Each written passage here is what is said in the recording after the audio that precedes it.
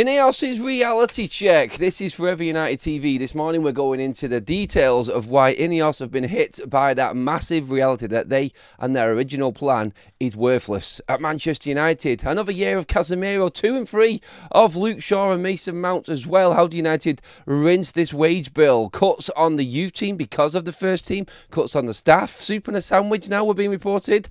Updates on the injuries regarding Maguire as well today, and all of your transfer speculation. It's Monday the 24th of February. Welcome along to the show, everybody. Hope you're doing fantastically well. It wasn't the end of the world the weekend. It wasn't completely destroyed by Manchester United. Have you got a spring in your step going into the Ipswich game this Wednesday? I'm joking, of course you've not. And you still have that feeling of negativity rolling around that head of yours, don't you? Well, all Manchester United fans do. It's not a nice place at the moment, but we like to break down everything in detail on the show, and today, on this morning's show, I want to go into the detail of stories that have been circulating regarding Sir David Brailsford biting off more than he can chew, absolutely taken aback by the task in hand at Manchester United. First of all of these stories, there's one in the Sun, there's one in a few other papers as well this morning. A few of them articles have been clipped up and put out online as well, which most people are reading this morning.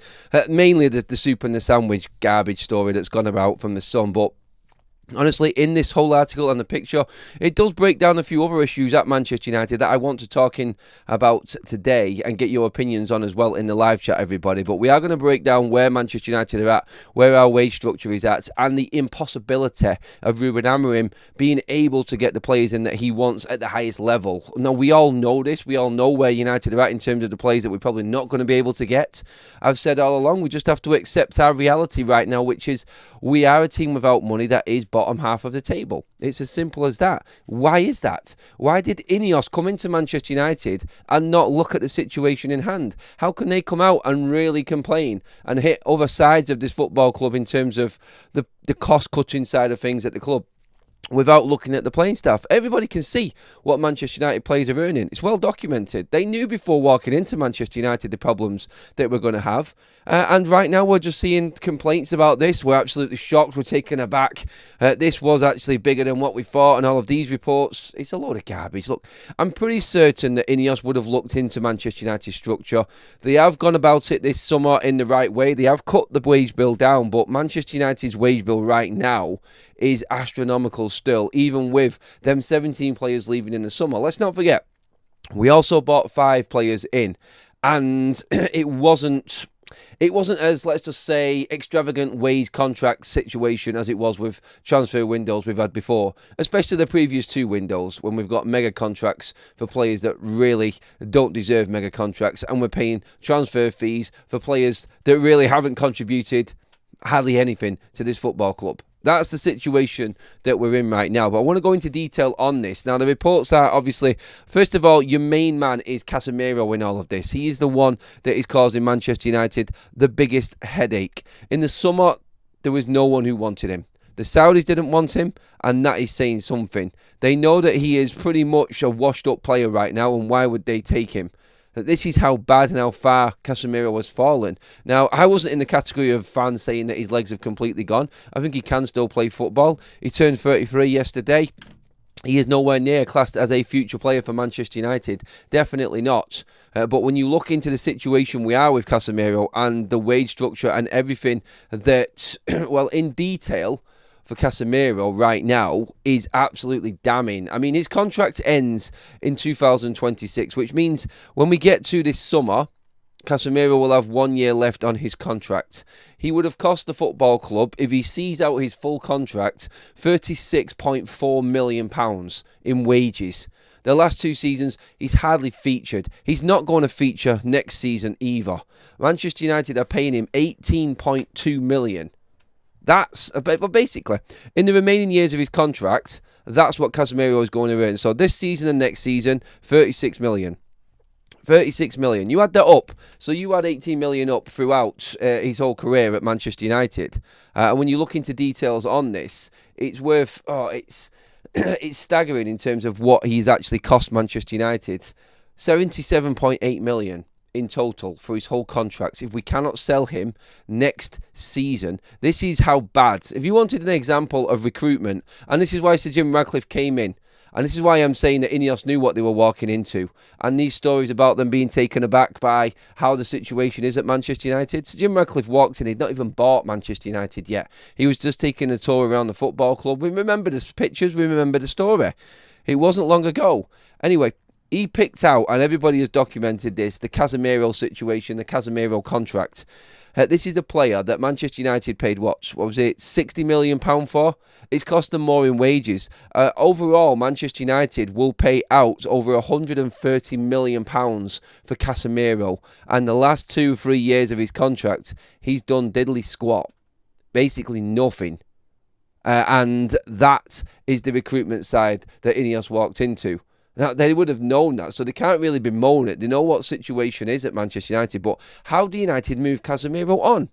They're basically going to have to accept a deal in the summer if they can move him on, which is worth his wages for his last year of his contract. So anything around the £18 to £20 million mark will just get Manchester United drawing level with Casemiro. That's it. If United can get 20 million, you may be scraping 2 million out of this. That's it. That's how bad the situation is. That is all down to what happened before. And before anybody jumps on my back about me backing Ineos on this at all and anything, I'm just stating the facts. That's what the situation is. Ineos did not buy Casemiro.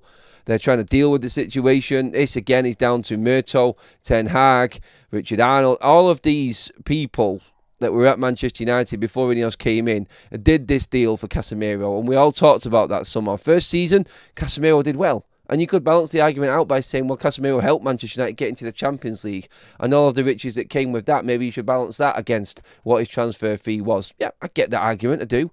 But we're now out of the Champions League. We're now going to be out of Europe completely unless we pull off a miracle this season. And Manchester United are counting the costs.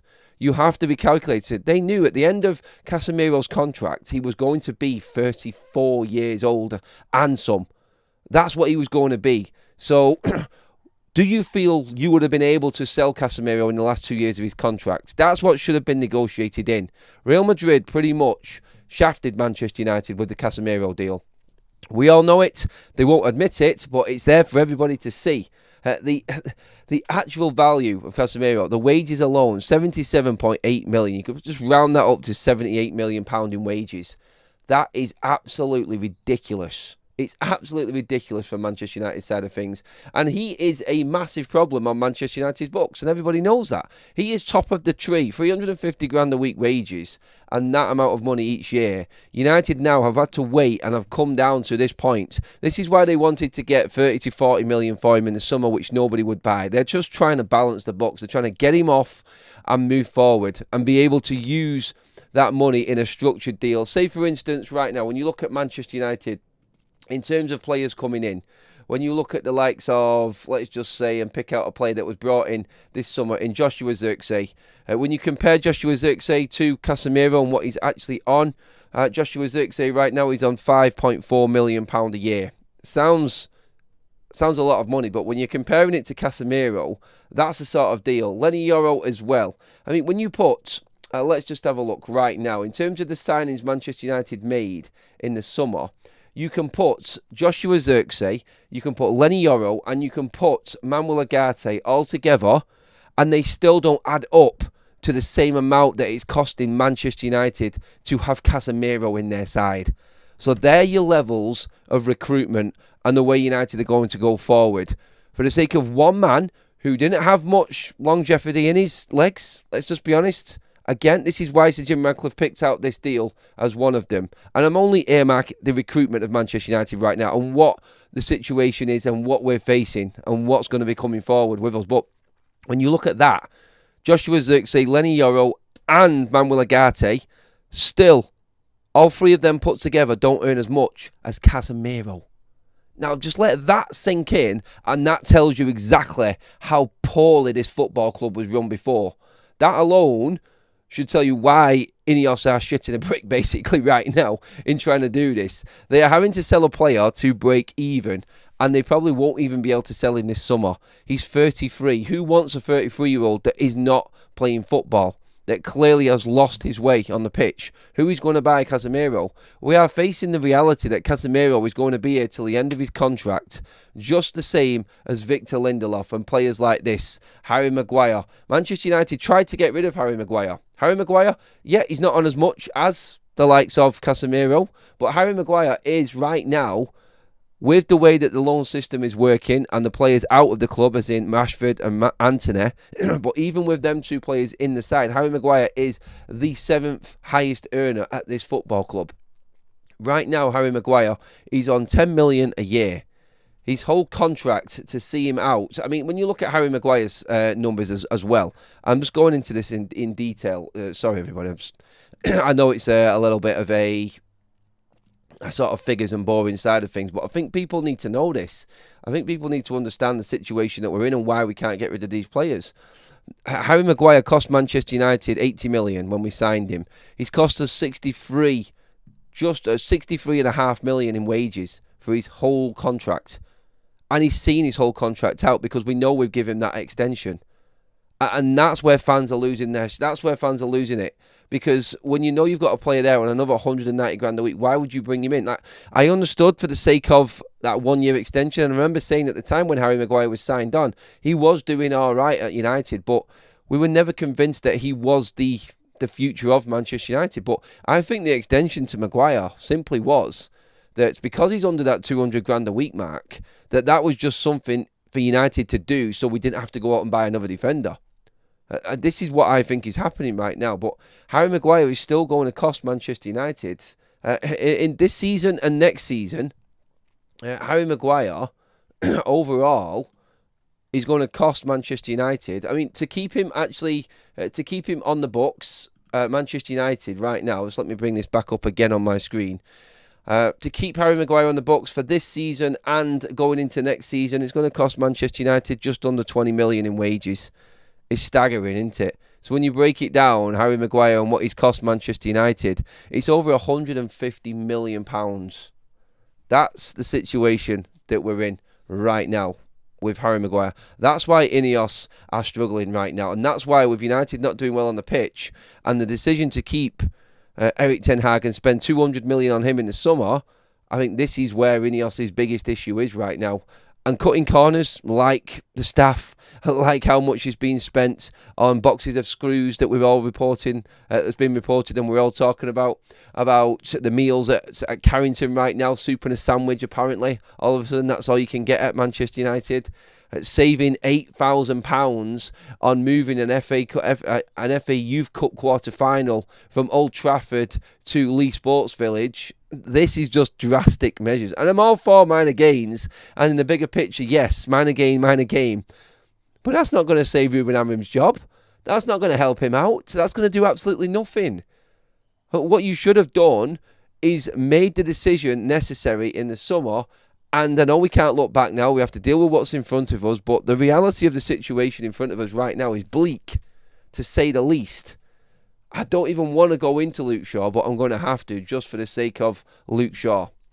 He's obviously one of Manchester United's longest-serving players. He's got 3 years left, including this year, on his contract. If I told you right now, Luke Shaw is going to cost Manchester United another 23.5 million in wages if he stays out his contract, it would send you over the edge, wouldn't it? It really would. But that's the reality. Again, that's the situation that Manchester United are stuck in with these players. From contracts that were given to players before Ineos walked through the door. It's ludicrous. It's absolutely ludicrous. And like I said then, the biggest thing there is them 3 players that were brought in this summer that don't come anywhere near Casemiro's wages combined. That tells you everything. That tells you everything you need to know about what Manchester United have done wrong in the past and how laughable this club is when you look at it. Now, and where I understand what Ineos are trying to do with all of the cuts and everything else, it's still not helping Ruben Amorim, and that's ultimately the problem that we've got going into this summer. I don't think they're necessarily bemoaning the situation. I don't think they're using the situation as an excuse. You can't use that as an excuse. I think what they are trying to do is cover up what mistake they made in the summer, which was not acting when they should have acted. If they'd have seen what was done, if they'd have seen the team's performances and they thought that finishing 8th in the Premier League was good enough for Manchester United, looking at the projections and what that type of performing team is going to bring them financially going into the next year, then they would have made a decision there and then and cut the losses. The amount of money that has been wasted at this football club is absolutely ludicrous. And that there, just reading them figures, I mean, if I told you Luke Shaw, I know nobody wants to look into this one, but this is the problem. If United wanted to get that, that's the wages. And like on the thumbnail we've got on this one today, they're the wages that them players are earning each year. If I told you that Luke Shaw, 2025, it's literally 81 million. No, actually, I'll round it up there because it's 81.8 million. That's what Luke Shaw has earned for Manchester United. For Manchester United. Oh, you know what I mean? Like, what? What business runs this way? Honestly, every other football club is looking at Manchester United. I remember the stories. Going around.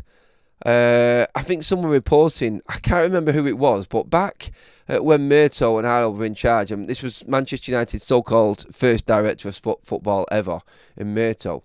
He was the one that was extending these contracts. He was the one that was extending Luke Shaw's contract at Manchester United. And there was a load of stories going around at the time about Murto not being qualified for the job that he's doing. Other people in similar positions within the league, and there was a report out. I can't remember who it was, so I'm not going to name anybody willy-nilly in case I'm wrong, but I remember reading it, and it was like, there was like, how is he actually in this job? He had no experience. He had no previous experience of doing it. He was good at certain things, and that's why he came into Manchester United from, I think it was Everton, actually.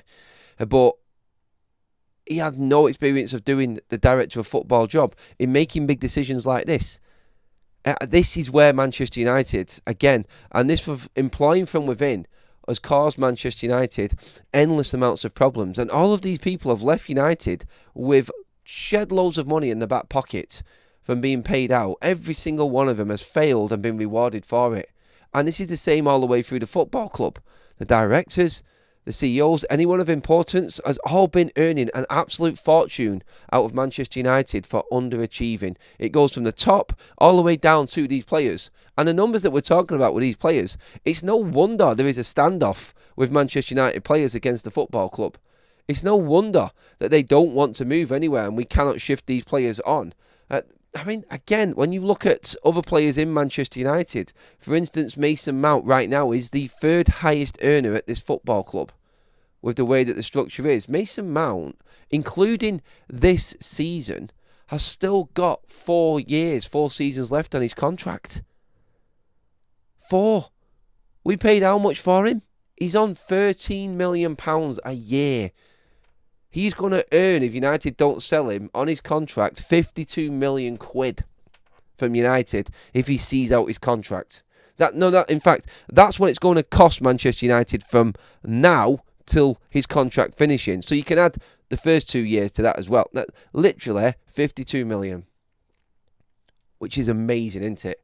That alone there tells you everything you need to know about Manchester United. You could add the purchases of the last 2 seasons, the last 2 transfer windows. Let's just say Casemiro, Mason Mount. That alone, Manchester United, in terms of wages and what they're actually earning, that there is £600,000 a week in wages. Over $500,000 a week in wages. It's going to cost Manchester United. It's going to cost us 88 million in wages for Mason Mount and Casemiro until both of their contracts have ended.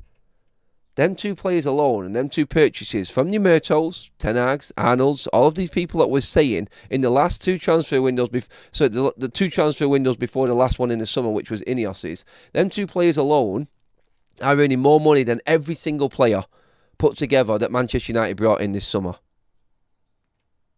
Like, what the hell? What the actual hell is going on at Manchester United? Them numbers are staggering. And you can see why Ineos are doing it. No, honestly, I get it. I get that. What they've done and the mistakes that they've made, they're unforgivable. But they have caused their own issue here right now. We could have maybe spent that money a little bit better on Ruben Amorim players or players that might have worked. And I don't want to criticise the players that came in the summer too much. It's not their fault. And don't get me wrong, every single player that we're talking about here, Manchester United fans are hating on, they're criticising, they're bemoaning, we're going in on them every single week, but it's still not their fault. It's still not their fault. What would you do in the same situation? I've said this all along. Right now with Casemiro, I've said United need to get rid of him. They need to just cut the losses. Take it. Just get what you can. Take the cheaper bid. Take a little bit of a hit on his wages, and United will just move that player out. You need to move that player out because he's in the way of other players coming through. And what I've said before is, yes, we're going to lose money. We're probably going to sell Casemiro. Maybe last summer it was maybe 30 million, sell Casemiro, something like that. And we would have still lost money on him because of his wages and what we still have to pay him.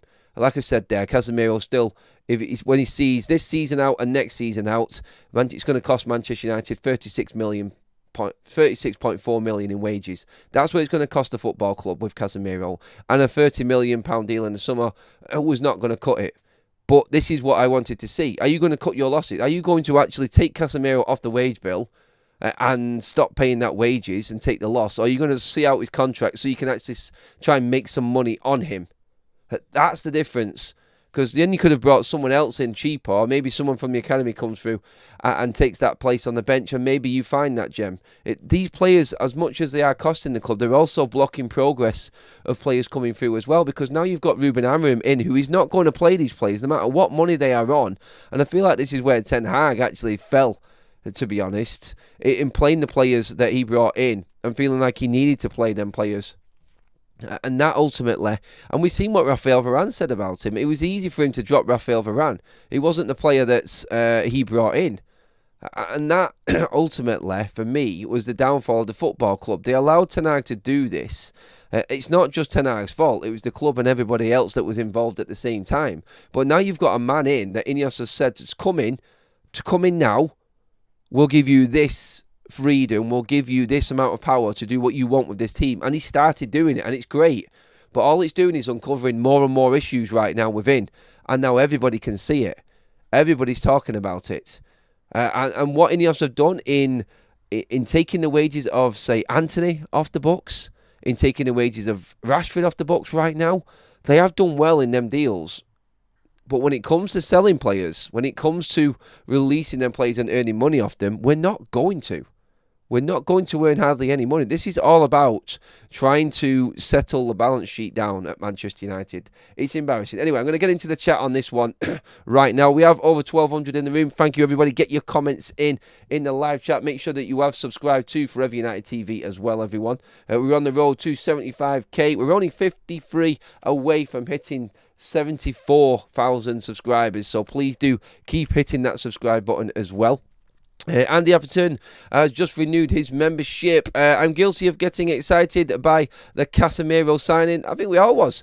And then he had a really good first season and United got in the Champions League. If he'd have continued that and played the same in the second season and would have continued to be in the Champions League, I don't think we would have had the same sort of critique about the player.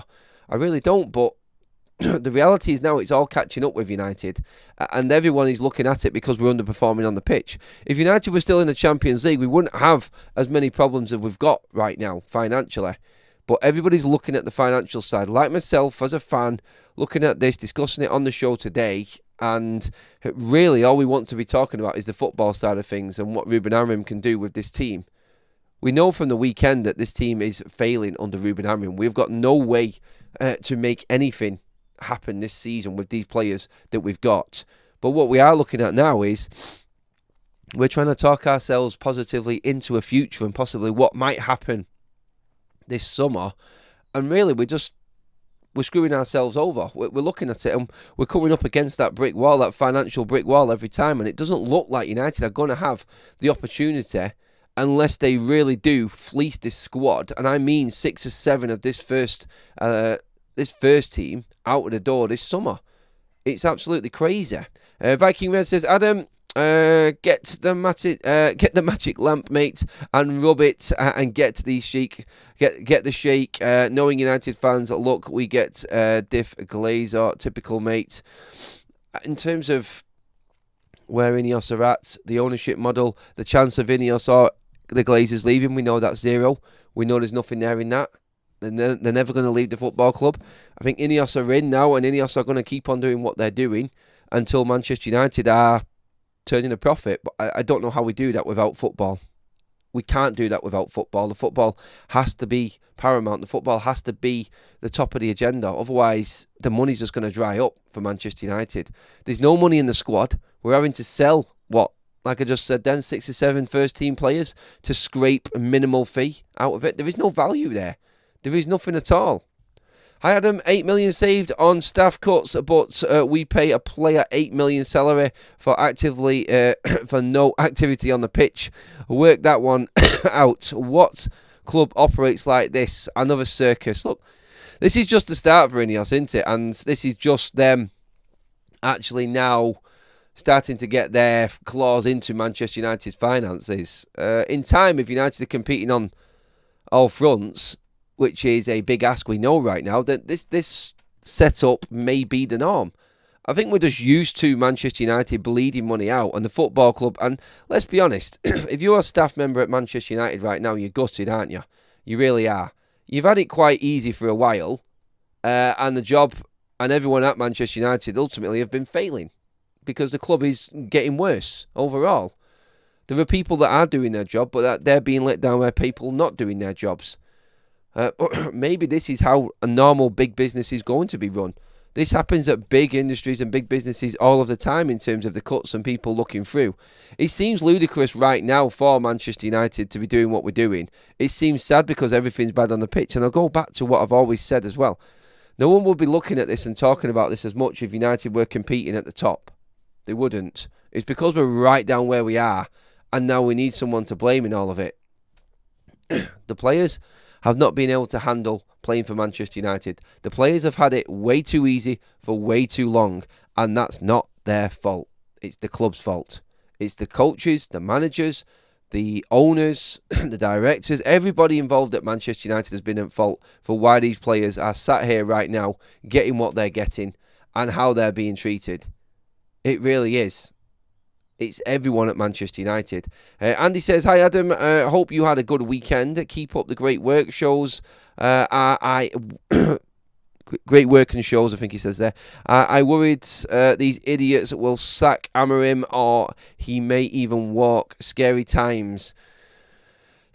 This is what the show is pretty much all about. Whichever way you look at it, the outlook for Manchester United is quite scary. It's the unknown, I think, now that we're looking into. And the unknown is a concern for all Manchester United fans because we just don't know what's around the corner now. We can see what Ineos are trying to do.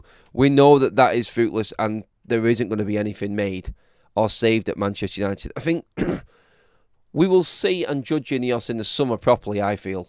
Because if they don't get rid of the players necessary and back Ruben Amorim that way, in bringing in what they can, and even if it is just bringing in 4 or 5 players that Ruben can use, if we get rid of maybe 10 players at Manchester United, then that's improvement for me.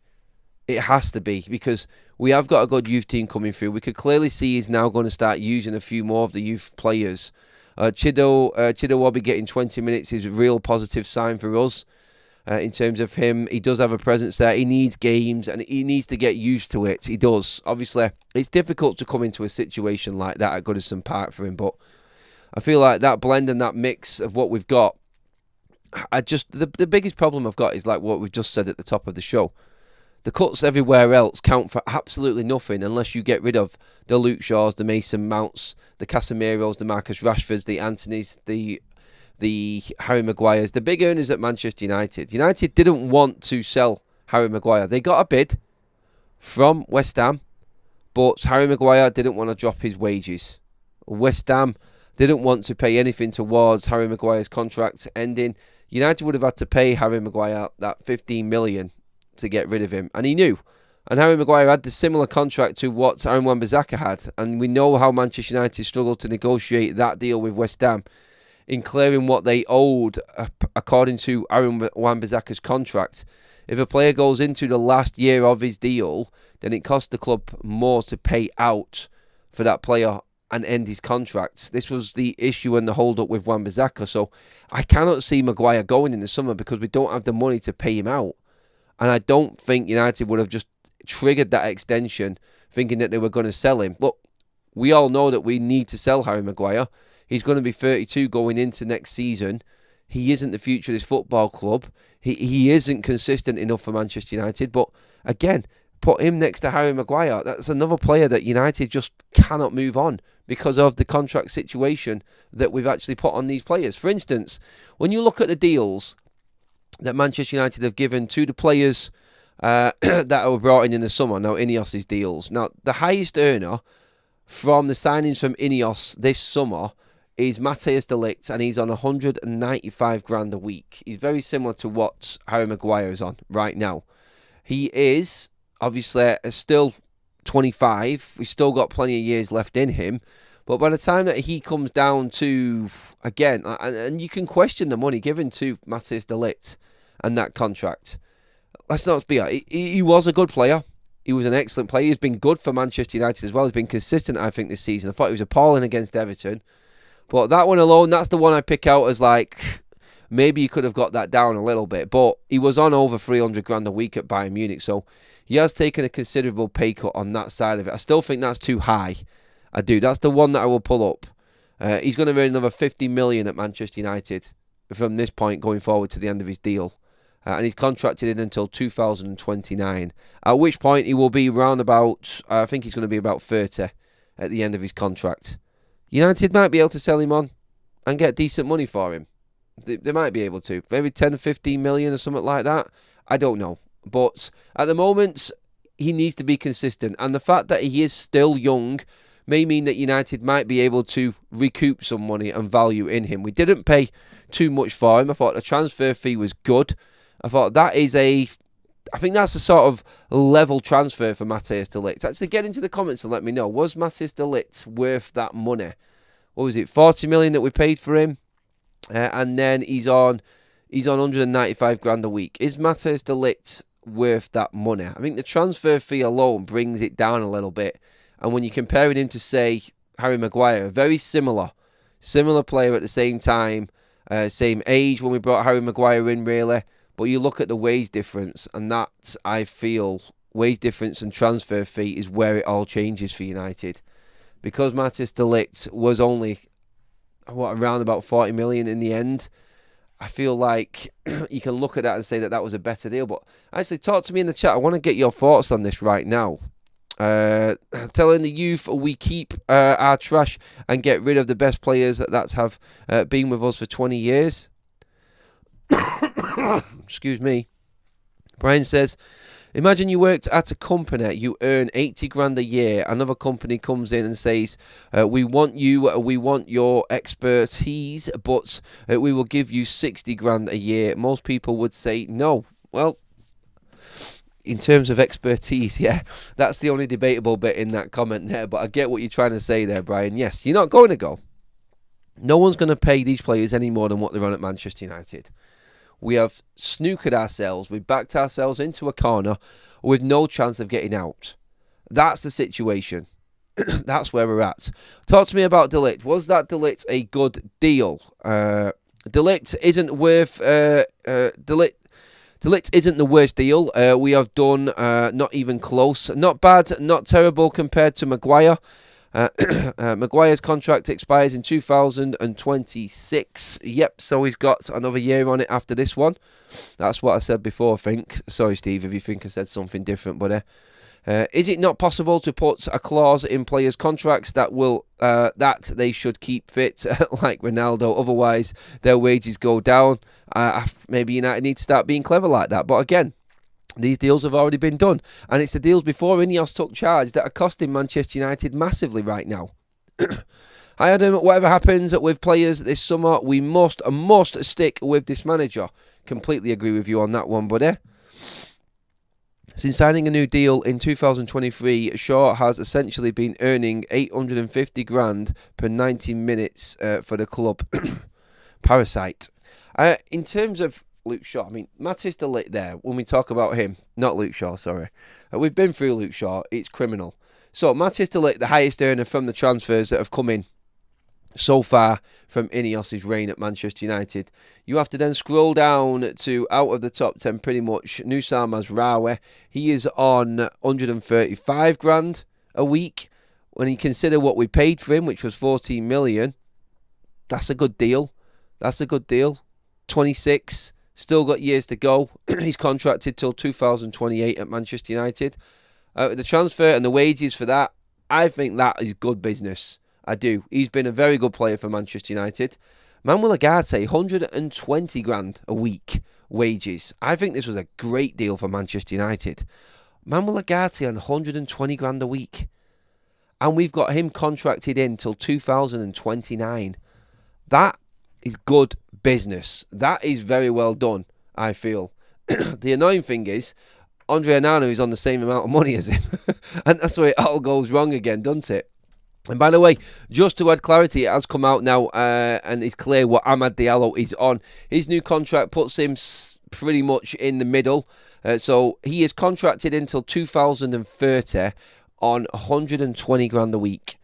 Again, I like that. That is exactly where Manchester United should be. A 22-year-old who is on a long contract but not a big contract in terms of wages. That, I think, needs pointing out as well as good business from United on that side of things. Victor Lindelof. Let's just bring Victor Lindelof. This is another issue at Manchester United, and I've always picked out Lindelof. He's never been available for us. He's never been there when we needed him. He's never really been good enough at Manchester United. I just think he's been a mercenary. His whole time at the football club. He wasn't first choice when we were looking that summer either. He were brought in, and this was poor recruitment again from Manchester United. This man would have earned near 45 million out of Manchester United in his career. 45 million. 44 million. It's ludicrous. And as I look through these contracts here, there's not one of these contracts that has release clauses in them at all. Nearly every other football club across Europe has some form of release contract in it. 120 grand a week for Victor Lindelof is absolutely criminal. It really is. He's not done anything for this football club for me. And everyone says I always go in hard on Victor Lindelof, but it's not so much him. I don't mind the guy. But again, absolutely shocking recruitment from Manchester United. And then you look at, it's like how we, like Lisandro Martinez, 120 grand a week. No real issue with that. He's got 3 more years to run on his contract. I think United will end up selling him. Personally, I think they will. Lenny Yoro, he's on 115 grand a week wages. Joshua Zirkzee, 105. And then you're into the other signings that Manchester United made as well. I mean, Patrick Dorgu on 40 grand a week. There's another sign of what's happening in terms of how Ineos are going to operate. 4 grand a week for Aidan Heaven, the 18-year-old, just to pick out a few. Garnacho has got 4 years left on his 50 grand a week contract as well. Johnny Evans is on 65 grand a week. I think that's ludicrous again. Why is Johnny Evans earning that amount of money? I understand him and I love Johnny Evans, but still, that ultimately is the issue at Manchester United. We've got players sat on the bench. When you think there, let's just go, Johnny Evans injured, not doing anything. Victor Lindelof doing absolutely nothing. You may think that their wages are cheap and you may think that their wages are worth nothing, but Evans and Lindelof together are on 185 grand a week and doing nothing. Why are we paying so much money for players like this? I don't get it in terms of decisions made by this club. Honestly, I mean, we're going to lose Eriksen for 150 grand a week this summer. Obviously, Johnny Evans and Victor Lindelof combined, them 3 players alone, it's over 300 grand a week in wages. So that's going to save Manchester United an absolute shed load of money. I mean, in terms of wages a year, in Lindelof, Evans and Eriksen, sorry. Couldn't get my names out there then. That's going to save Manchester United over 15.5 million a year in wages. Again, like players doing nothing, earning fortunes at Manchester United. It's a recipe for disaster, and that's where we're at. That is where this club is at. Imagine you leave a local job to work in London on an inflated salary. If you leave that job to work local again, will local employers want to pay it? No, that's it. And going to United, I get the comparison there. Actually, I do. Cheers for that, Glenn. Thanks for the super chat, mate. Over 1,300 in the room, creeping up to 300 live likes as well. Please keep them likes coming in, everybody. How confident you are ahead of this Ipswich game this week? I mean, Lusam Mazraoui, we're just to switch conversation a little bit. I think we talked enough about wages and issues there. Mazraoui picked up that injury in the game against Everton. He is going to be looked at, more scans today to make sure that he is okay. It will be a bit of a disaster if we lose Mazraoui as well now. So that will be obviously losing out on Lisandro Martinez and Nusar Mazraoui as well. Not good for Manchester United. And Luke Shaw, we're losing defenders left, right and centre. Hopefully Mazraoui is okay and them scans come back quite clear and we have got a chance of seeing him. But he is a major doubt now for the game against Ipswich. How confident are you going into this week? Not much time to turn around. Another press conference for Ruben Amorim to navigate again tomorrow. United need a win against Ipswich. We really do. I'm concerned about this game. Just give me any win. We just need to get the points. This will put Manchester United completely clear of relegation. We're 13 points clear of it right now. A win against Ipswich, that makes it 16. That pretty much takes any relegation talk out of the equation completely. United would be safe. So realistically, it is big for that reason. It is because it puts all of that talk to bed, doesn't it, as well? Mazraoui will be a big loss, says Paul. Steve says, highest earners, Casemiro, Fernandes, Mount, De Ligt, then Maguire. Yep, that's the list that we've got, but that is simply because Anthony and Marcus Rashford are on loan. In terms of what them players are costing Manchester United, just by the way, Marcus Rashford is costing Manchester United 75 grand a week right now, and Anthony 60 grand a week right now with their loan deals. So that is what them players are still costing United, even though they're out on loan. The majority of their wages have been covered. Obviously, we know this, but that's what they are on right now at Manchester United in terms of the difference between what Betis and